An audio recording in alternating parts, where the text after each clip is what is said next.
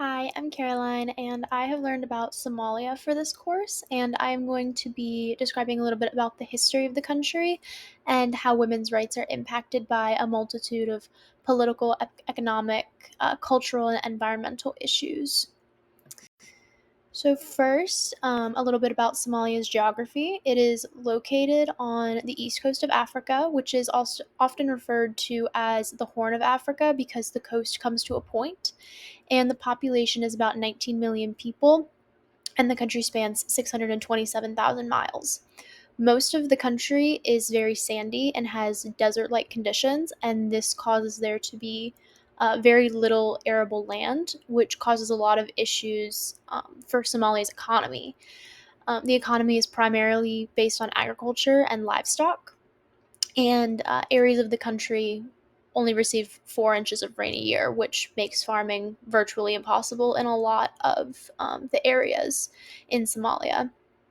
And then this economic and environmental issue is further exacerbated by climate change. This has caused really long periods of droughts and really heavy flooding. And those issues caused displacement and food insecurity for millions of Somalians. So that overall really heavily contributes to the low economic freedom of the country.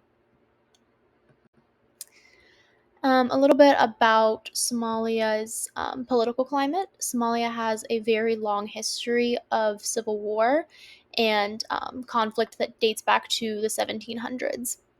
And that has really damaged the progression of the country and contributed to the lack of resources that it has.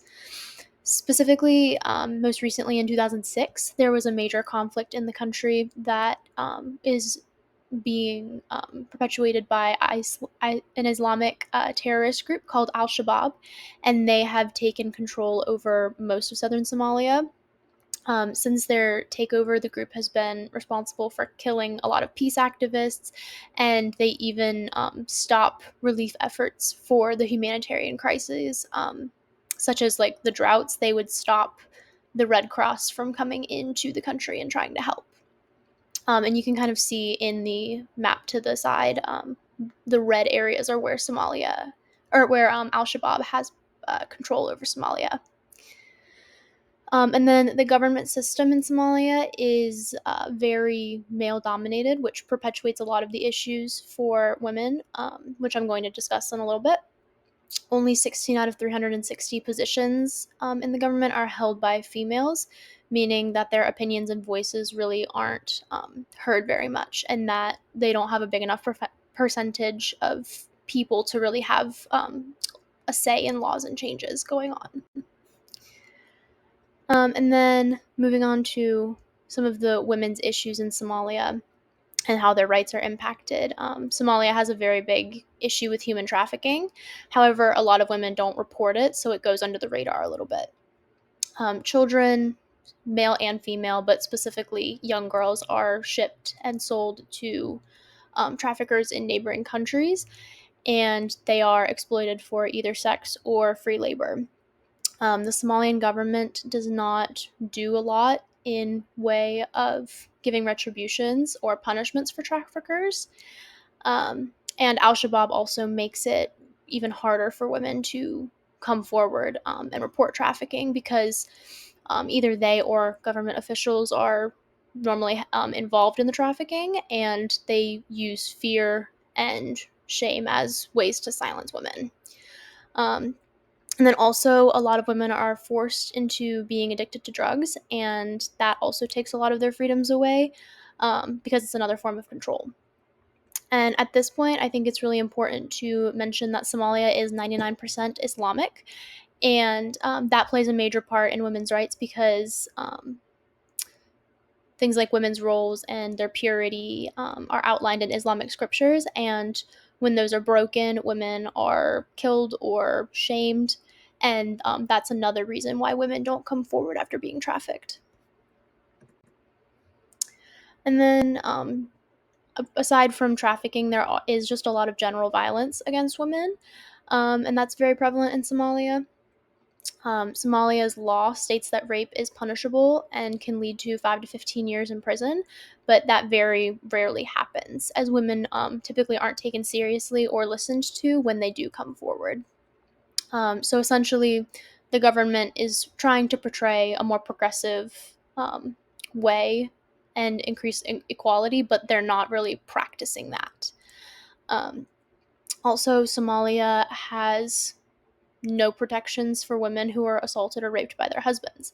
Um, so, once again, due to social norms and Islamic culture, women are often forced to marry their rapist, and this means that women really can't speak up, and they can't get legal help even if they wanted to because those laws aren't in place. Um, Women end up kind of conforming to the lifestyle that is normalized for them in their culture because they don't really have any other options. And then once again, Al Shabaab makes it very difficult for women to speak out about mistreatment, um, and that really increases gaps in gender inequality. Um, yeah, Somalia has really, they've passed sexual offense bills, but they're not upheld. And since the country is very patriarchal, men's opinions and stories are often seen as more important or correct, and that means that women really are ignored a lot of the time. And then another aspect of women's rights is reproductive health and hygiene. Maternal health in Somalia is some of the lowest in the world, and they have really high maternal mortality rates. And as of 2020, the World Health Organization stated that out of every 100,000 live births, 692 mothers die. And this the lack of women's rights in the country really extends to reproductive health. Women who are trafficked or raped are very susceptible to STDs, and that contributes to the very low lifespan of the country. And then the lack of rights to education for women and men are that also means that there aren't enough medical personnel or structures put in place to really help pregnant women get the health care that they need.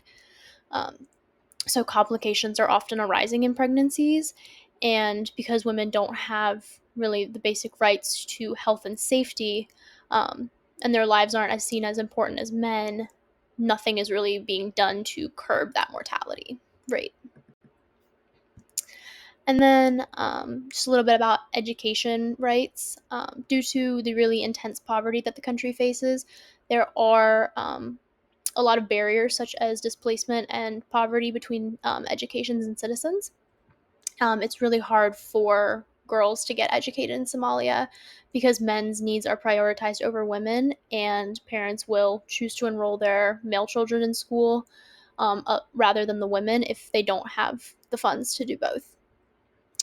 Displacement due to destruction from weather or conflict in the country also makes it really hard for children to stay in school, and this makes it really hard for women to gain opportunities and tools that help them further advocate for themselves and really understand that they should have more rights and fight for those rights.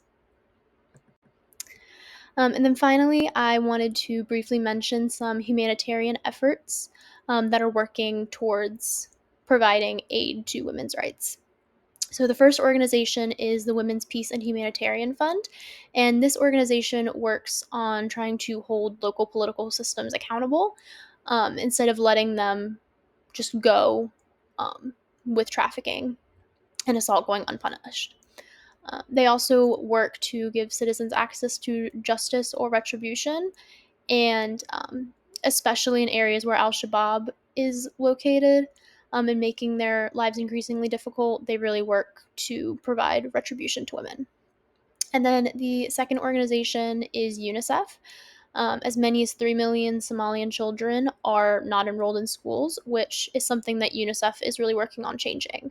UNICEF has found that often migration of families impacts education. So, because of frequent displacement and things like that due to natural disasters or food insecurity, families are constantly moving, which really disrupts learning. And so they are trying to find workarounds for that help widen access to education and ultimately access to rights for women. And then here are my resources. Thank you for watching, and please let me know if you have any questions.